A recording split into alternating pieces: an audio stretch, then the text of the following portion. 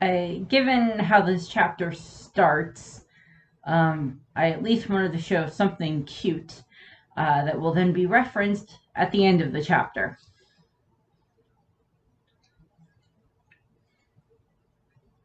Willy-nilly, silly old bear. So, chapter 1096, titled Kuishi, or Kumichi, depending on how it's pronounced. I know there's kind of a double reference here. I know from how it's referenced later on in the chapter that it's referring to teddy bear.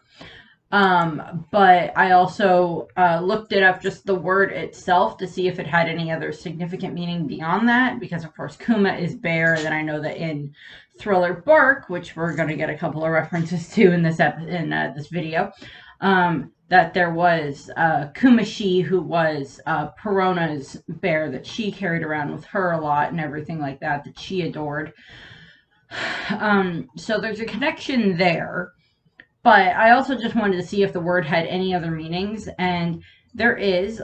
So it's what I found was a website where it describes the fact that there is an ancient Chinese weaving technique. The name derives from two Japanese words, kumi, meaning coming together, and hachi, meaning 8.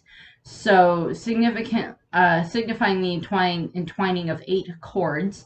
The soothing, satisfying practice frees the mind and celebrates infinite creativity, allowing you to weave your own magical piece of jewelry. And so it's a way of braiding things together, of like creating bonds, which we see very strong bonds formed in this chapter between Kuma and Eva and Ginny and such.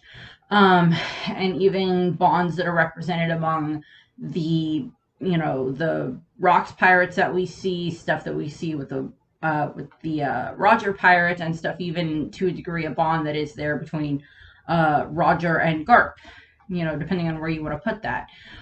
So I'm assuming this is Oda being like double, triple, quadruple references here with this, but I at least wanted to point that out. And then before we get into the very extra disturbing parts of the chapter, which, good on you, Oda, you timed that for Halloween perfectly.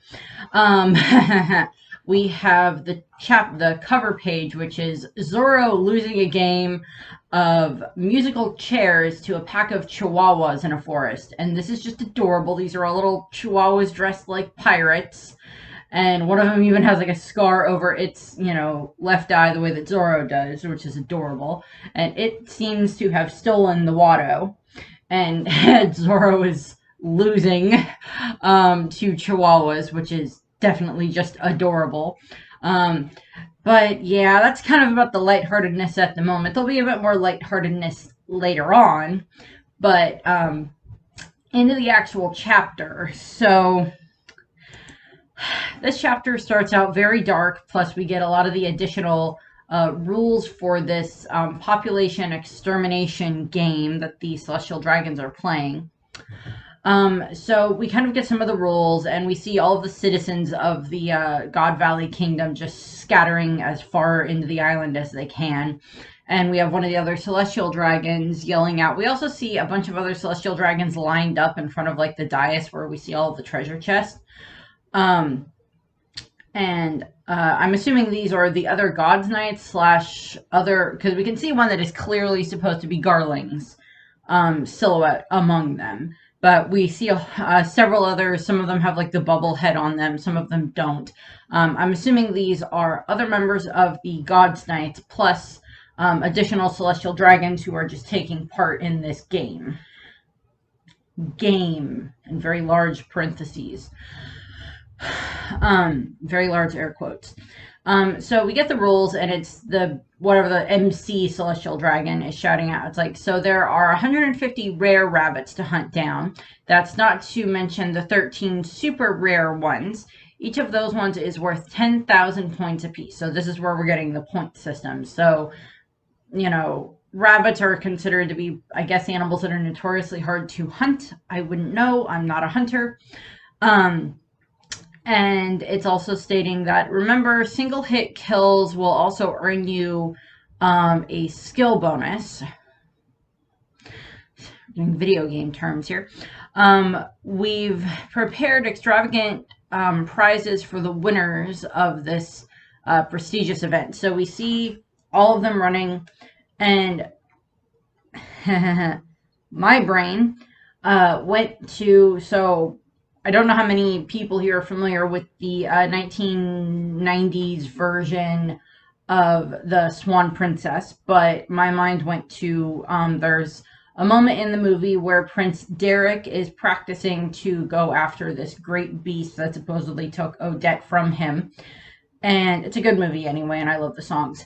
But they need target practice, and they're using dummy arrows. They're using just dumb arrows that leave like paintball marks on people. They're not going to actually really hurt. But they end up using the orchestra because the servants have the day off. And we get a song that's called Practice, Practice, Practice, which I actually really love the song, and it's a funny song because there's lots of different animal puns throughout the song. But they have a point system where each of the different animals is worth a certain number of points. And like a duck that they hit is worth 2 points. And there's a moose and a bear and a whole bunch of other stuff, and a lion and a whole bunch of other animals that they're all dressed up as. And they all scatter about, and then Derek and his friend have to, try to shoot them. Again, this is not played for darkness. It's not meant to be dark within the context of the Swan Princess. They are using dummy arrows that just leave like paintball marks that do not actually hurt. And unfortunately, the duck gets hit the most. And Derek, after everything's all said and done, he's like trying to help the duck, and he's like, okay, you can have a couple of more days off, because he just got hit so many times. But the one that is worth the most is the elusive white rabbit, the 100-point white rabbit. And it only gets hit by Derek once right at the end of the game. His friend Bromley ends up actually like kind of cheating and like hitting the rabbit 3 times with his one to win against Derek, but Derek still wins. And what ends up happening is, so it's a fun version of this type of a game, and like the people end up being fine. No one actually gets hurt or anything like that, but then we have this in One Piece where it is just this sick, twisted version of this game where it's like, okay, certain ones are worth more, certain ones are worth less. If you kill them in one hit, you get bonuses. Blah, blah, blah, blah, blah. We have prizes at the end. And I know in different shonen manga, they will do like tournament arcs, but those aren't necessarily where it's just like a free-for-all on whoever is there. Dressrosa kind of turned into this with the way Dofi was doing the birdcage at the end, but even then, this is much, much darker. By the way, if I remember my timelines correctly, Homing, Doflamingo's father, should be alive at this point in time. I don't necessarily think he strikes me as the kind of person that would be here, but he definitely probably knows that stuff like this is going on, and this may have been a contributing factor to him wanting to leave the Celestial Dragons way back when. But I don't remember how exactly that lines up for the timelines of things. But as we go through, we see all these citizens running away. We see several of like parents clutching their children and trying to run away at the same time. And then we get reactions from a couple of the other celestial dragons that are there. They're the ones participating. So we see Garling, and he's just like, you pests can just sit back and watch. And then we get this girl who's wearing this kind of fun-looking hat and seems to have a rifle and curly hair. And she's clearly another celestial dragon, probably a member of the God's Knights. And she's just like, the Manmeyer family is going to win. So we got another name for the celestial dragons families, the Manmeyer family. We don't have any other connection with that. We see this other guy that has like a gas mask looking mask on, with a sword, and he's like, don't count on an easy victory, Garling. So Garling is obviously the favorite to win, hence why he didn't mind being put down like 10,000 points beforehand.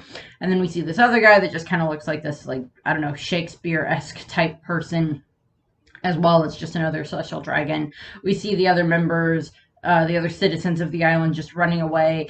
And there's like, please, someone wake me from this nightmare. How is this allowed to happen? How can they toy with the lives of their fellow men?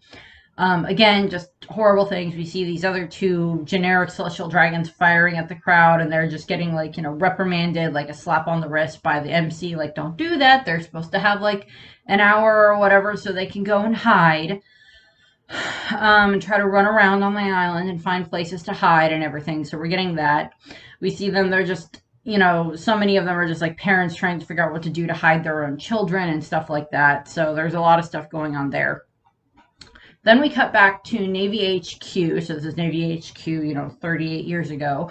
And we do see that Kong is the current fleet admiral, or I'm assuming he's supposed to be the current fleet admiral, because that's kind of what we're led to believe anyway in the story.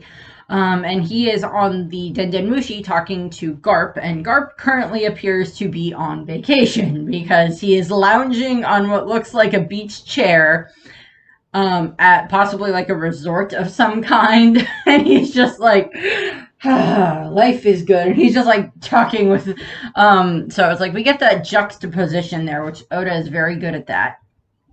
These juxtaposition going on there between this very dark thing happening at God Valley, and then Garp just like kicking back and relaxing, just enjoying a drink. And Garp is, it's Kong is trying to convince Garp to go to God Valley and everything like that, and Garp is just like, you want me to go all the way out to the boonies to fight? What's the point?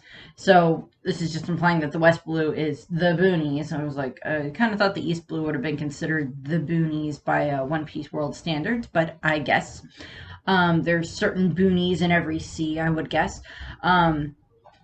And everything, and Kong is just like, I can't say, Garp, but we need you there.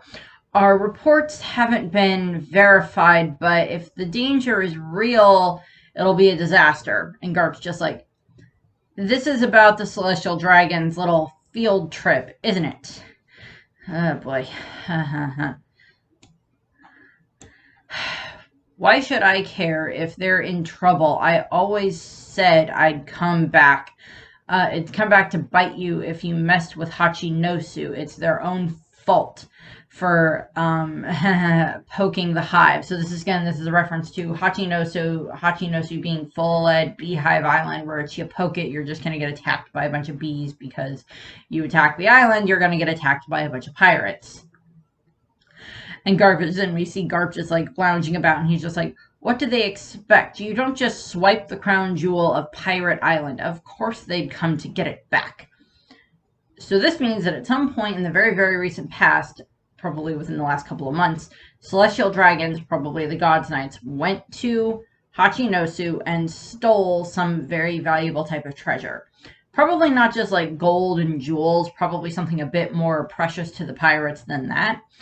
I'm sure someone's going to come up with the fact that, it's probably like Joy Boy related, which it could be, but I'm not too sure about that. The thought is that it's most likely some form of a devil fruit that was taken, and we know of at least 2 devil fruits that'll be in this chapter. The Paw fruit from Kuma, and then the Azure Dragon devil fruit that was Kaido's, or is Kaido's, I guess, since we have no confirmation if Kaido was actually dead. So we know that those 2 fruits are there. There's other devil fruits probably within the other chests that are there, but we don't know exactly which ones they are at the moment.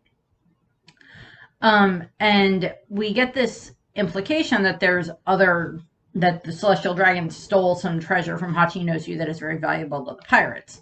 And as I said, gold and jewels, probably not. Probably something much more significant to the pirates, if it is something that is considered the crown jewel of the pirate island itself. We don't know what that is yet, though. I don't believe that's confirmed in this chapter, unless I completely missed it when I was reading. And then Kong is like, where did you hear about that? And Dragon or Garp's just like, you must have assigned them extra protection to compensate for their stupidity, right? So what's got you so flustered? And then Kong is just like, well, there's something we didn't account for. It seems Roger's on the move there too. And Garth just essentially just like, lead with that information. Start with that. I'm on my way. It's like, start with that information. It's like the don't start the conversation with the, okay, here's what's going on, blah, blah, blah, blah. By the way, Taylor Swift is going to be at your party. Lead with that information. That type of a thing. So we cut and we see Hachinosu, Pirate Island 38 years ago. It looks pretty much the same, except the skull is not talking because it's not possessed by whatever the heck his name is. I don't remember off the top of my head from the Blackbeard pirates. And, the Rocks pirates have already set sail, so we're seeing this reaction of these other pirates that are just like, that live on Hachino. So it's like, oh, the Rocks pirates already headed off to God Valley, which, the world, is going to shake the pirate world to its core and everything like that. We cut back to God Valley, where we see, this is where we get caught up with what's going on with Kuma and Ivankov from the end of the previous chapter, where we have, and Ginny, where we have Ivankov talking, he's just like, I have never witnessed so many ships gathered around a single island. As you can see, we are trapped. I can't do Ivankov's accent, I'm sorry. In this hellish reality, nobody will be able to escape. And one day, it will be forgotten and lost to history. Ivankov is not wrong. Is not wrong at all. And we get these, Ivankov talking as we see these interstitials of what are, the civilians of the island and the slaves that have been released onto the island. I'm assuming the 10,000 white rabbits are probably like the main civilians of the island. And then the other super rare rabbits are the specific slaves that they released. So Kuma, Ivankov, Ginny, a bunch of others released there to give the celestial dragons more of a sport to hunt. And Ivankov is still talking, so it's like they chose this place for their little murder festival just to claim the natural resources here. 10,000 civilians have been branded rabbits for this hunt. Not a single one will be alive in 3 weeks' time. Can you believe that? How is this world fair? Yep, we're kind of wondering about that about our own world, too. We also see now we get to see the backs of a couple of the different slaves on their clothing. There are targets drawn on them. And Kuma seems to have an arrow that pierced him right near the target. Again, this is intercut with civilians and slaves being attacked by the celestial dragons and probably racking up points. I'm sure in the anime they'll do some time of like a point counter on this, for this, depending on stuff. And then we see one of the other slaves, because we see that Ivankov and a bunch of the other slaves still have cuffs on them, but I don't think they're like the sea prism stone cuffs, because if they were, then trying to go after devil fruit would be kind of stupid. Also a waste putting sea stone cuffs on someone who does not have a devil fruit power. That's a little bit of a waste of sea stone cuffs. Also, they don't have Vegapunk working for them at this point in time, so their sea prism stone cuffs may not be quite as up to par as they would be later. And one of the former slaves, or one of the slaves that's there, just like, but they said if we we'll be freed if we survive the full 3 weeks till the end of the festival. And Ivankov is just like, the hell with that. They will not do that. In all their previous hunts, there were exactly 0 survivors. Yeah. I was like, yeah, why would you trust these guys? All they've ever done to you is torture you the entire time that you've been slaves. Why would you expect them to actually allow you to escape in this regard? And one of the other slaves is just like, what? But why would they lie about all that, giving us false hope? And I explained this to my mom last night, and she's like, You'd think by now they would have figured out that the dragons are, the celestial dragons are BSing them. And I'm like, yes, you would think they would. And Ivankov is basically explaining the same thing a bit more in a dark term. It's like, there is no thrill for them in killing people who have already given up. They want you to hope and run so they can have a good chase.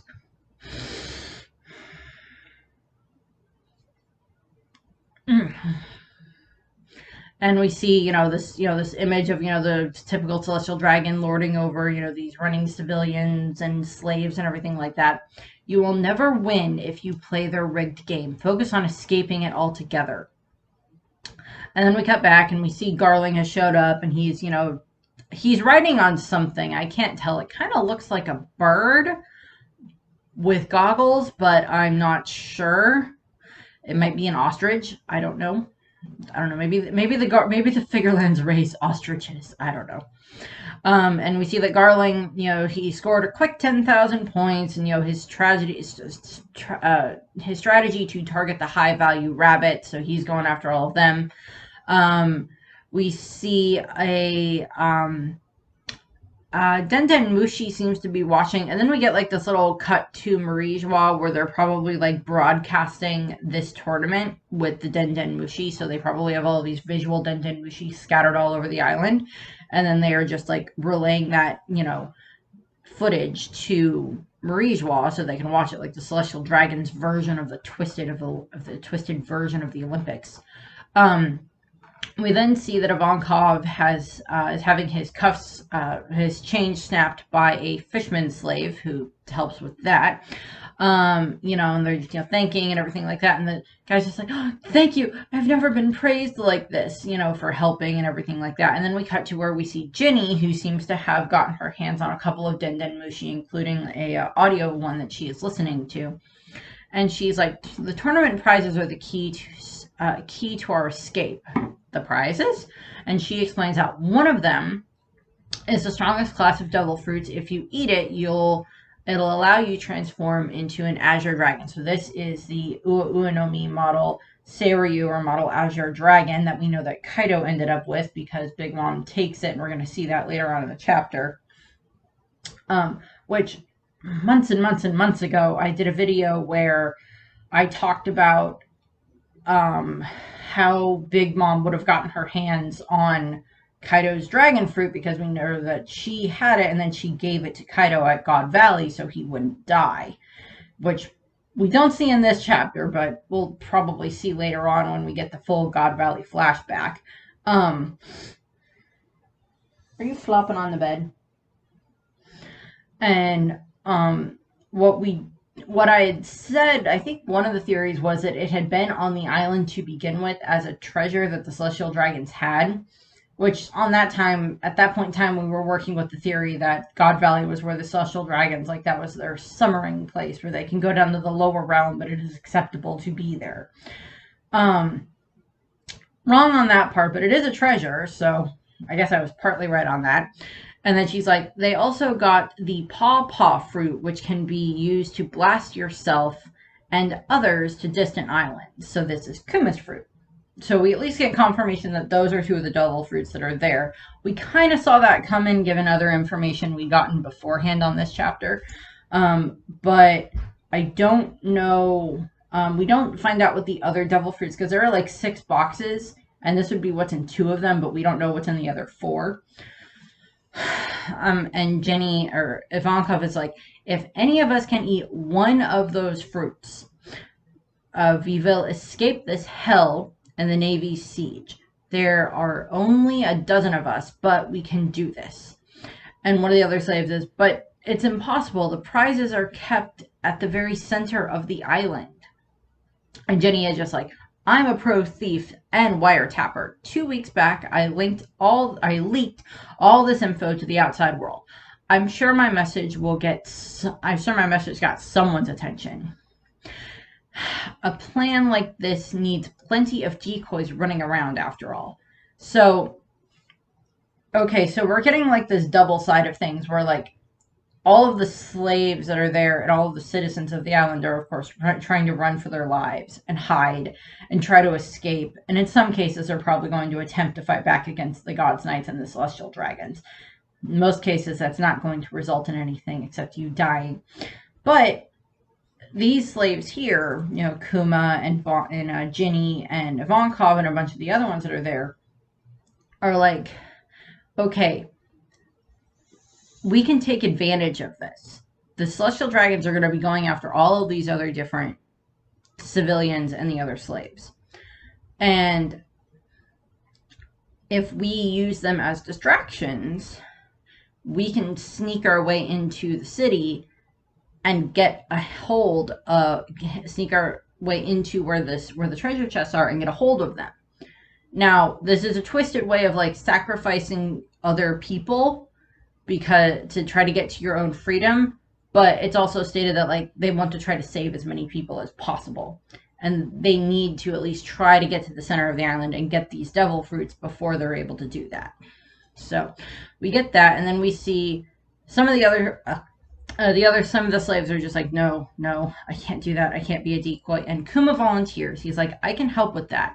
My size and bulkiness will help me survive longer than most. So Kuma is just like, I'm going to do this. And I think that's a little bit of like his father's story about Nika coming through and being like, he was this warrior of liberation. He was this superhero type of a thing. And Kuma's like, if I can at least use some part of what I have been gifted with my size and everything like that, to try to help other people be able to escape this hell, I will do that. It may result in my own demise, but I will do that. And he volunteers. And he also is like, I'd hate to see anyone here die when we attempt this. And Ginny just seems to be very amazed by this. Like, she's just like very awestruck by that. And Ivankov is just like, yeehaw, well said, Kuma. I will not allow any of you to be killed. We're escaping God Valley together. So then we cut and we get a lot of double page spreads in this chapter, and they all look really great. So this is where we have the arrival of the Rocks Pirates at God Valley. And in that regard, we are seeing that they are showing up. They're blowing up Navy ships that are, there. We see other Navy, other Marines like shouting out about the fact that the Rocks Pirates have arrived and everything like that. They're here. They're on the, the east coast of the island. They've arrived. What are we supposed to do? There's no time, to worry about that. Swarm, they're going to be swarmed by notorious pirates and everything like that. We see probably someone who's like a higher up member of the Marines, vice admiral, rear admiral, whatever, just just like, this is the first we're hearing about this. How do they even find out about this place? And we see the Rocks pirate ship showing up. We don't really get too much of a better image of it, but I'm sure in the anime it'll be a little bit more fleshed out. But for some reason I thought for a second it looked like it had like the bubble guard on it, like from the bubble coating on it from Saba Odi, but it didn't. I just thought that was for a second. We also see that there's other pirate ships there, so I doubt that it's only the Rocks Pirates just on the one ship that says Rocks. I'm sure I think the other ones, well, you can't quite read the flags on the other ships, but they may end up getting a little bit more fleshed out later on, but we see that. And then we get like a good chunk of the lineup of the Rocks Pirates. So okay, so what do we got here? We see the ones that we know about. We see Whitebeard, and he's like, don't rush ahead, Rocks. And since when did I say I'd let an idiot like you give me orders? So we see Rock. We don't see Rocks in this chapter. We don't get that. We're teased about it, but we don't get to see Rocks. He's already run off to the island. And then on Whitebeard's shoulder, we see the handle of what is probably Murokumo Giri in his hand. So we see that. We see on his shoulder who is supposed to be Stussy, who is Miss Buckingham Stussy, the original from way back when. So again, fully getting confirmation there a bit more that she was on the pirates, and she at least seems to have some form of a connection to Whitebeard in that regard. And she's like, Newgate, not you too. And they're just like arguing there. Then we see Big Mom, and she has Prometheus. I'm assuming Zeus. We also see her hat, which is, Napoleon, but it does not seem to be talking at the moment. We don't see Zeus at the moment, but he might just be like, somewhere else at this exact moment. But we do see Prometheus. And she's just like, finders, keepers, that sound good to the rest of you. It'll all be mine. And we cut over behind her and we see Kaido. I know I'm not going over the bottom row yet. I'm going to get to the bottom row. We see Kaido and he's just like, that would be pointless in your hands, Lin. So again, this is a reference to the fact that Big Mom already has her devil fruit at this point in time. I'm sure that Whitebeard already has the Gura no Mi at this point in time. Kaido does not have his devil fruit. We know that. Because during this incident is when he gets his devil fruit. But Kaido is following after them, big little brother chasing after his big sister, in that regard, or his older siblings in that regard, with Big Mom and Whitebeard there. And of course, at this point in time, I'm sure Lin is kind of thinking of like, oh, if I get a hold of one of these devil fruits, I can save it and I can give it to one of my children. Now, I think I did the math, and I think Katakuri, back when I was talking about Kaido's devil fruit for how it would have been on the island for timeline stuff, I think I mentioned that I think Katakuri already has the Mochi Mochi no Mi at this point in time, but I don't remember exactly. So it wouldn't be for Katakuri, but it could be for like expecting to give it to one of her other children. Although Katakuri having the Azure Dragon fruit would have been freaking awesome. That would have been great. It's like, yeah, I have an eel mouth. I can also turn into a flippin' dragon. What's your point? So that would have been interesting. Why do I have a feeling that Sparrow having this devil fruit would just make him look even like more of a doofus with his giant tongue? But there's that. So we see that, and then we also see that there's someone off next to Whitebeard who kind of looks like a fishman, but we don't get any name for him. And then the bottom row, we have Gloriosa, the 3 generations ago Queen of Amazon Lily before Shaki. So she is there. We see her with her snake. I don't think we ever got the name of her snake in the actual series yet. I did the video on Gloriosa a couple of weeks ago where I talked about her, but I don't remember having a name for her snake. But we see her, and we see someone like, I think it's like Stussy is just kind of, or Gloriosa is talking to Stussy, and she's like, back off, Stussy. You're only making a fool of yourself, trying to like flirt with Whitebeard. And then we see, I think Stussy says back to her, that's rich coming from you, Gloriosa. And Gloriosa looks gorgeous, just like you would expect, 38 years ago from her. And as I stated in the Gloriosa video, I do not think we know her age. She looks to be at least in her 20s at this point in time, if not maybe a bit older. And I had the theory when I was talking about her in the video. I think I mentioned that there was the possibility. I don't know if I specifically said Rock's Pirates necessarily in regards to like who she would have been with, but beyond being the captain of the Kuja Pirates for a while, because she was the Empress of Amazon Lily at that point in time, she may have fallen in love and left. And I kind of wonder if maybe Gloriosa had a crush on Whitebeard, which would have been adorable, or maybe she has a crush on Shiki, who happens to be right behind her at this point in time. And Shiki is just like, if we, it's just like I'm going to get all the precious treasure and everything like that. We also see Captain John, who's just back there drinking, throwing back a bottle of whatever the heck he's got. We see that. And then we see a few other ones in the background. We see another guy that has a sword. We see a guy up in the corner above Whitebeard that has like the 3 claws, like what Blackbeard has, the Wolverine claws. like what Blackbeard has, like jumping, and we don't get a name on him either. We don't get a close-up on him. So we've got a couple of other ones here. So we also know on the crew there was Silver Axe and Wang Ji, which we still don't know which ones those are, but there's some hints as to who they are in a moment at the bottom of the panel, or on the next panels down, I believe. But so we get a bunch of this interaction there between these guys, which, as was stated before, when it comes to the Rocks Pirates, when like Sengoku talked about it, yes, they were a very, very strong group, which is very evident here, but they also just didn't necessarily get along very well, which may have had something to do with Rocks' leadership, which may have something to do with how the crew was formed in the first place, with a bunch of other stuff. We don't exactly know.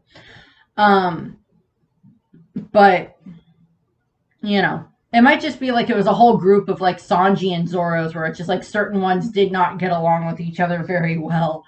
But unlike Sanji and Zoro, who actually, when it gets down to it, they will fight very well alongside each other and will fight to protect the other if necessary. Not that they would ever admit it. These guys may not necessarily do that entirely when it comes to all the other members of the crew. We know Big Mom saves Kaido's life, but we don't know exactly what happens to everything else here. But we get confirmation that Gloriosa was on this crew, so I like that. I don't think I specifically said Rocks Pirates in the Gloriosa video, but I think I mentioned she probably was in love with someone else at some point in time when she left the Kuja Pirates, so that way she did not die of the love sickness. And, you know, so there's this, maybe she was in love with Captain John, maybe she was in love with Rocks. I don't know. We'll find out. I would hope that that gets explained at some point in time. So then we get these other close-ups. We see Whitebeard, and he's just like, that moron Rocks is bound to lose sight of our main goal. We've got to confirm it's here first.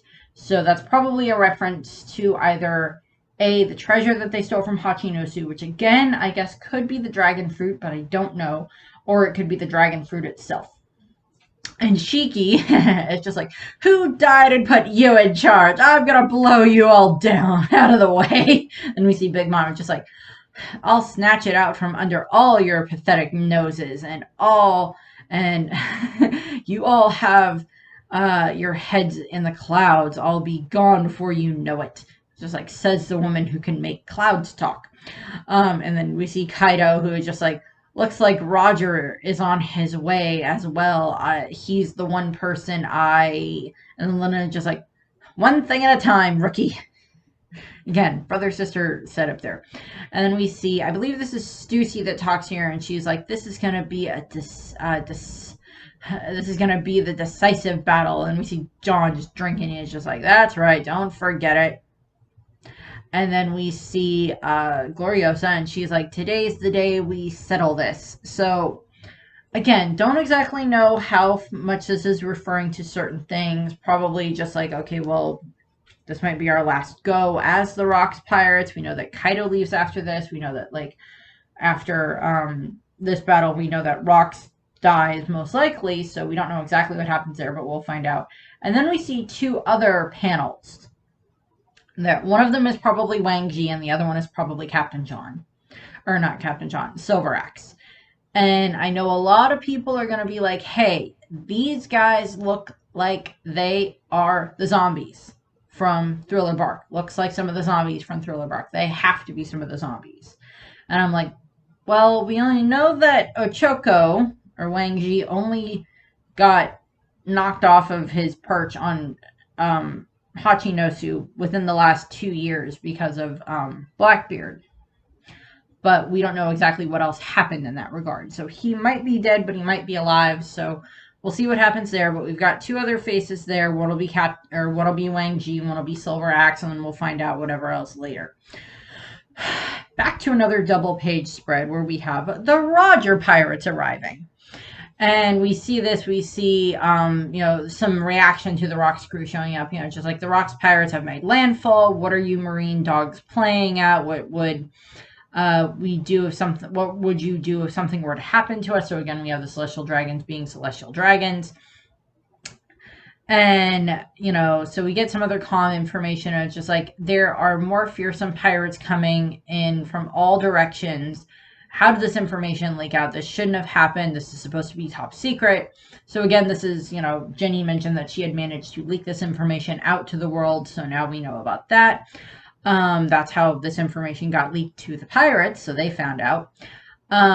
So we're seeing that. We're still not certain how the what the pirates are after. Please advise the West Coast is dangerous zone. And we see the Roger pirates showing up. Beyond the initial flashback where Roger and Rayleigh met, this might be the youngest we've seen Roger. Possibly. I know we got like the flashback in film Red with baby Shanks and Roger there. And this would be happening literally within that time frame. So we see that. We see the Roger pirates show up. We see Rayleigh. We see Roger, of course. We see Scopper. We see a few of the other ones that I don't quite remember their names. We see that, like, the big fishman guy in the background. We see a Viking-looking guy, and they're just all raring to go. And Roger's like, finally, do you have any idea how I felt this past year? And I, don't know what that one's going on about. This could be referencing to the thing that was stolen from Hachinosu, because that might just be something that all pirates have respect for that we've just never heard about before. Don't know. So we see them all raring to go. We see Garling there with a girl behind him with black hair and kind of like dark hair and darkish looking outfit. And then there's someone behind them that literally looks like they're wearing the typical version of like a cow skull. And we can't see it, but I'm pretty sure he's got a scythe. That would not surprise me in the slightest. Probably just other members of the Gods Knights, because Garling is just like, pull those Marines back and see to it that the Celestial Dragons are protected. Gods Knights stand ready, and the guy with the cow head kind of looks like Elias from Ancient Magus' Bride a little bit. Maybe Oda likes that. And he's just like, what a disgrace. Why even bother surrounding the island with ships? I'm pretty sure that's a jibe at the Marines. And then we cut up and we get some more reactions from the civilians on the island. Just like, what in the world is happening? Roger and Rox, I don't know if we're going to make it. And we see that now Garp has shown up, and he's raring to go. We also see Bogart is with him, so that's great. Garp is just like, here we go. I'm here to save the day. And he's going. And, reinforcements have arrived. It's Vice Admiral Garp. We also see two Marines that are just like, woohoo, Garp. Just like with hearts in their eyes, which is adorable. And Garp is just like, let me out, Roger. Where is he? And we cut to where we see that it's just absolute mayhem on the island. And we see that Ivankov and Kuma have managed to get themselves to the center of the island where the treasure chests are. Kuma is holding what is clearly the pawpaw fruit. And then Ivankov is holding what we know is the dragon fruit, but they don't necessarily know which one is which. And although by process of elimination, if something is called the pawpaw fruit and it looks like a paw, that's probably the pawpaw fruit. And they're just like, I don't know which one is which. So just eat up. And darn you, Linlin, we were cheated on the concept of Ivankov being able to turn into a giant flippin' dragon with fishnet stockings and an afro. Darn you! See Linlin run in, grab the Ua Ua no Mi from Eva, and, manages to grab it and run off. And she tries to grab the pawpaw fruit from Kuma, but Ivankov is just like, just don't think, just eat it. And Kuma just gobbles it down. And so Lillian is just like, fine. And she just runs off. I don't think we see her again. She just runs off, I'm assuming. Mostly because Kuma eats it, and then Ivankov is just like, we can call this a victory over them. And then we see Saturn show up. And it doesn't even look like he touches Kuma. Kuma gets set flying, so this is then, again, his power, but he's not in We saw what he was able to do in the current timeline, at the current point in time in the story, where he's able to just send people flying, not necessarily 100% with hockey, or if it's a big overly leveled version of hockey. But Kuma gets sent flying, and Saturn is just like, you're the buccaneer brat. You can either live as a slave or die. Nothing else can be tolerated for someone of your ilk. That is what the tides of time have decided. And Kuma, who I love this, are you someone important? I don't understand how someone can be born to be more important or less important. And because I'm me, and because I'm a big Doctor Who fan, hence the TARDIS over in the corner, if you can actually see it, there are multiple times in Doctor Who where the Doctor is talking to someone and they say that they're not important. And the Doctor is like, who says you're not important? Or I've never met anyone who's not important. And I love that. And this is kind of like Kuma is like reversing that at Saturn and being like, why was it the fact that you were born a celestial dragon, that you were born into this position or whatever? Why does that mean that you are better than me? Why does that give you the authority to be able to treat me or treat other people the way that you have treated us as slaves? Why? So we get that. And Kuma's like, if you're born to be a slave, then what's the point in being born at all? If I have some kind of power now, I'm going to use it to save as many people as possible, as I possibly can, just like Nika, which that just does not make Saturn very happy. And he just glares and he's just like, that is precisely why your people needed to be erased. And again, this is just,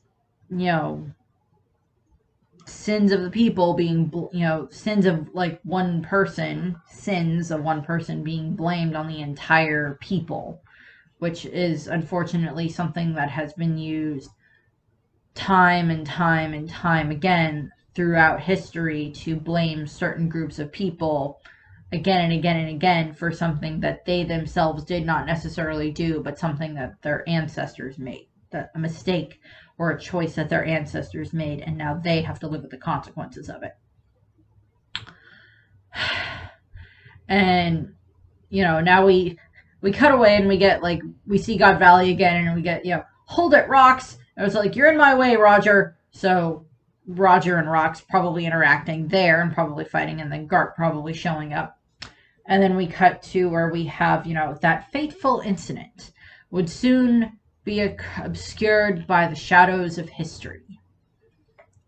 And then we cut to the Sorbet Kingdom in the South Blue. And we see, everything looks okay here. And Eva is talking, and he's just like, so they only ended up reporting Garp's heroicism. It's like, this Morgans is nothing but a hack. He prints what the world's top brass wants. In the end, we still have no idea what the heck really happened on the island. So, and we're getting some other cuts here, but this is explaining that Kuma, Ivankov, and Jenny, along as they state in a moment, a whole bunch of slaves, 500 souls, 500 slaves, 500 souls that they managed to save during this incident, during the God Valley incident. From what we know in additional information, of course, this results, the God Valley incident, of course, results in the huge amount of, fighting and everything like that. Hopefully a couple of celestial dragons die. That would be good. And, Garp and Roger end up fighting against Rocks. The Rocks crew ends up being disbanded because of the fact that Roger ends up getting defeated, that Rocks gets defeated and most likely killed. And then now Roger is now kind of like the top dog of the sea at that point in time. And Garp is, of course, the hero of the Marines, the hero of the God Valley incident, and everything like that. So we get all of that.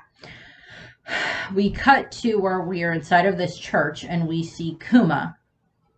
And he's praying. And Ivankov is just like, just how long are you planning on praying like that, Kuma? And Kuma's like, I keep thinking I could have saved more people back there. And Ivankov is just like, stop talking nonsense. You saved over 500 souls during that mess. And Ginny's like, that's right. You were amazing, Kumachi.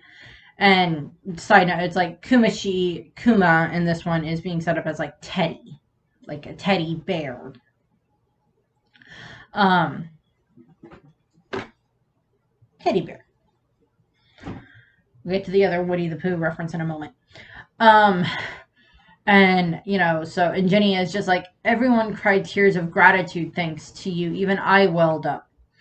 And Ivankov is just like, those hands of yours can bless people with freedom. They're hands of liberation. And we see Kuma looking at his hands, and we see that he has now gained the paw prints on his hands. And he's like, hands of liberation? Which, again, Nika, the sun god, god of liberation, all of that, the warrior of liberation, all of that. And Ivankov is just continuing, just like, to think you chose to live in a church, but I guess it does fit your personality. And we see that Kuma has decided to live inside of this church, and it looks to be a bit run down because we see like ivy and vines kind of crawling up it. And of course, we know that later on, whenever we see Kuma, or at least when we're first introduced to him in the first parts, he is carrying his Bible. So there's that. And Ivankov is just deciding that he's going to head off and explore the world. And Kuma is just like, I'll never forget your face as long as I live. And I'm just like, well, it is kind of a hard face to forget. But this is also a reference /forward to at Marineford when Ivankov is trying to interact with Kuma after Kuma has been fully turned into the pacifista.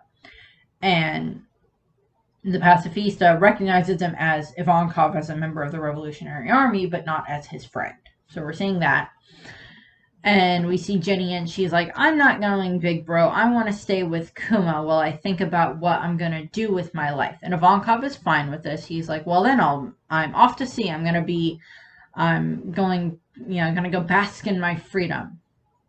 I do not remember, off the top of my head, I do not remember if we know what sea Ivankov was from. He might have just been from the Grand Line from the Paradise Side, but I don't remember off the top of my head if we have that information. So we see them heading off, and Ivankov heading off on his own, and we see Kuma and Ginny waving goodbye to him and everything like that. And Ginny's like, now then, since I'm 4 years older than you, you can leave it to Big Sis to work out how we're gonna feed ya. And Kuma's like, okay. And then we cut to where we see that Ginny and Kuma are chopping down trees and cutting up wood, so that way they can then sell the wood. And we see, and this is a reference back to this drawing that, Oda did of Kuma as a kid, where he's walking around reading the book, and he's got like the bundle of sticks on his back. So it's a reference to that. And Ginny is like writing on top of that. By the way, we get more size reference of how big Kuma is compared to Ginny, and she's older than him by a couple of years. So we get that. And they're just like, now we just gotta sell it. No more dumpster diving or stealing for us. Let's work hard and buy our food from now on. Buy our own food from now on and everything like that. And we see these two little kids show up, and they start throwing rocks at Kuma. And it's like, there's no way you're only 9. You lying freak. Ouch. And then Jenny beats them up. She's like, pick on someone your own size. Kuma's like, Jenny. And like the kids are crying. And Kuma uses his paw power to, sorry about that. Jenny's a real nice, Jenny's a nice girl, really, and he uses his powers to like eject the pain from them. And this is, of course, referencing /back to when he would do the same thing to Luffy on Thriller Bark, where he ejected all of Luffy's, pain and everything like that into the giant pain bubble, and then made Zoro touch it. And take all of that, and then nothing happened, and I can't figure out what happened because nothing happened. So we see that, and the kids are just amazed by this, and it's like, the pain's been blown away. Did you use some kind of magic? And then we see this adorable bit, which I love, and this one's just going to stick around for the rest of the video now. And the kids are singing as the two little boys are helping Kuma and Ginny, because now they're friends. And like Kuma is smiling because he got to help people with his powers, with his hands of liberation. And they're just like, willy nilly, silly old Kumishi, which is, of course, a reference to willy nilly, silly old bear for Winnie the Pooh. And I love Winnie the Pooh. And I love the fact that this reference is in here. And last week was the anniversary of the 100th anniversary of the founding of Disney Studios. So I love that that got thrown in there. I'm sure that may have been something that had been on Oda's radar about the anniversary, but I don't know how much attention Oda actually pays to Disney itself. But he has done a few other references within One Piece to Disney itself, like Shirahoshi is a reference to The Little Mermaid, and there's a few other ones here and there that are references, but those are also just references to like fairy tales in general. And I'm also not sure how popular Winnie the Pooh is in Japan. So we see them singing, and we get that little reference there that I love. And then we cut to what's probably inside the church where Ginny and Kuma are eating, and they're just like chowing down on their food. And Ginny's like, ate her entire plate, and she's like, I'm still hungry, and Kuma gives her more, and she just like gobbles those up, and she's like, so good. And Kuma's just like, you're a real glutton, Ginny. Let's keep up the hard work. So this is I'm pretty sure this is supposed to be confirming that Ginny is going to be Bonnie's mother, because Ginny is a glutton like Bonnie is. So we're probably going to get that there. And she's looking out the window, and she's like, Kumishi, how old were you when you became a slave? And he's like, 4. And she's like, me too. I don't think you should sound so excited about that. He's like, and she's like, and she starts crying, but they're the tears of joy and just relief. And Kuma starts crying too. And she's like, I'm full. My belly's actually full. And she's just like, and they're both crying because it's, as I said, it's like tears of joy and just relief that now it's like, okay, we're away from the celestial dragons. We're not slaves anymore. We can eat till we are full, and we can like be free, and we get that elation there and that relief and everything. And they're just both crying. And it's a callback to the panel we had in the last chapter where we see Kuma just crying in anguish over the fact that his mother died. And these are actually tears of joy, I would say. But it's also just like finally letting it all out, like how with Koala, when she was finally able to fully just let out all of those emotions she had been suppressing as a slave, when, Fisher Tiger finally helped her start getting past that barrier. And she just started crying and everything like that. And it's those same types of tears. It's those same types of like tears of relief and just finally we're free. We can do this. We can survive. And they're just like, I'm just so happy. And there's no break next week, so there should be a new chapter next week. Yay. And the other thing that I wanted to point out with this is that we are ending the chapter on at least a much happier note than where we had ended the previous chapter. I don't know if we're going to go back to the present in the next chapter, or if it'll be like a little bbit more of the end of this flashback going into that, and then going into maybe like we see Bonnie being born, and then cutting into returning to Egghead and seeing what happens. I know there's a lot of people that are saying that like, oh, if Kuma arrives at Egghead, if he sees the situation, since he still has his devil fruit, he might be able to pick up Luffy and eject all of Luffy's exhaustion and everything like that he did before on Thriller Bark, eject that from Luffy, and then Luffy will be rared and ready to go again, and then he might be able to at least do enough of an attack or two on Saturn to get them to at least get Saturn maybe knocked down or knocked away, and the others can escape and get back up to the dome and get ready on the Sunny and everything like that and save Bonnie.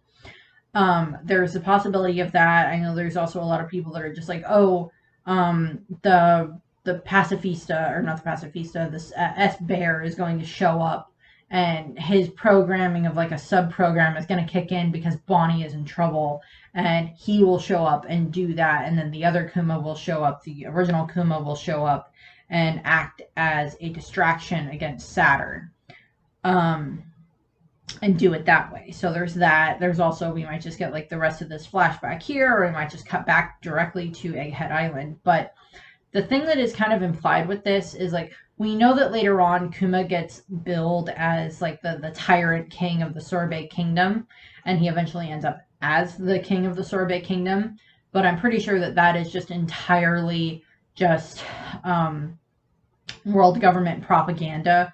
So that way they give them a reason to try to dethrone him as the tyrant king, because everything that we've seen Kuma show here, he probably ends up just becoming the king. Maybe they have a king already. Maybe the king ends up being horrible and Kuma ends up going up against the king and liberating the island in that regard. Maybe he is elected king. I don't know. We don't know the politics of this island yet. We just know that it's called the Sorbet Kingdom and it looks like ice cream, which is adorable. So Kuma and Ginny are here. We're probably going to get a little bit more of some flashbacks with them, and we'll see how that goes. And then we'll see how it goes once we get back to Egghead Island. As I said, I was happy that they threw in a Winnie the Pooh reference here because I love Winnie the Pooh. This is our Christmas one that goes up at Christmas. I had to dig him out. And there's a shirt back here that is, again, it's a winter one. It's one of my mom's shirts that has Winnie the Pooh on it, because I surprisingly do not have any shirts that have Winnie the Pooh on it, which you think I would, given how much I love Disney. I just haven't found one that I want to get yet. But I love that reference there with the willy-nilly silly old bear. And so that's what we have. I thank you for watching. I hope you enjoyed the video, and I hope you have a nice rest of your day. Bye.